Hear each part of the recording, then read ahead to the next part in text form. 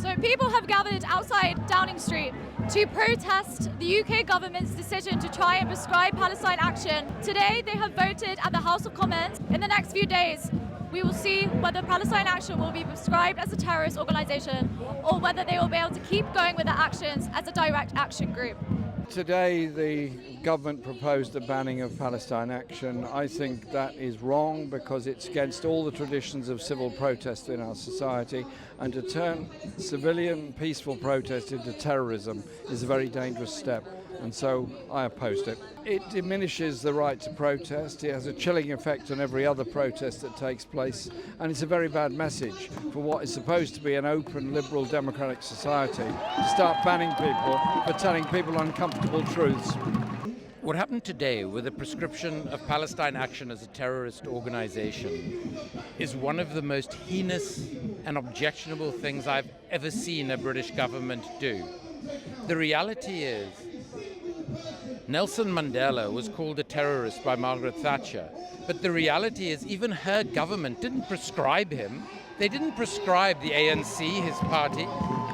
They didn't prescribe the British anti-apartheid movement, but they're prescribing Palestine Action, a peaceful, non-violent group trying to stop the weapons that are causing the slaughter of tens of thousands of innocent Palestinians. And when you know that the UK government is trying to prescribe Palestine Action alongside a neo-Nazi white supremacist group and an ethno-national group who are pushing for a Russian imperialist state, how does that make you feel? Well, it tells me everything about the ethos and the behavior of a government led by my local MP, Keir Starmer. They really play the politics of the gutter. And the reality is that the vast, vast majority of people in this country see through them. They see through their uncritical support for Israel, their active participation in the genocide, and they see through their repulsive political tactics like we saw in the House of Commons today. And that's why the Labour Party has been so quickly one of the most unpopular governments we've seen in this country for decades. This is a fundamental attack on our civil liberties and our rights to freedom of expression, to freedom of political thought, speech and action. I believe that what is happening right now is absolutely heinous and the UK government is complicit.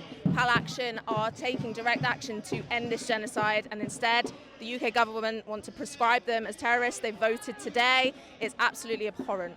The right to protest is under threat. We've already seen that with the bills that are coming in, and ultimately people need to challenge this and we need to stand against it, which is what today is for. Yeah, they're trying to ban Palestine Action, put them in the same category as al-Qaeda and ISIS. And my father from Iran told me the other day that this is exactly the kind of thing that he came to this country to get away from. Those were his words. And so I'm here trying to defend the rights of our brave heroes from Palestine Action who are actually trying to uphold international law. And for us in Youth Demand, who are a direct action group also, it raises serious questions about the right to protest in this country. Yeah, I mean, freedom of expression. People who've been sharing links about Palestine Action, people who've watched the documentary about Palestine Action, who have that on their computers at the moment, should be concerned because it's about to be put in the same legal category as watching an al-Qaeda video.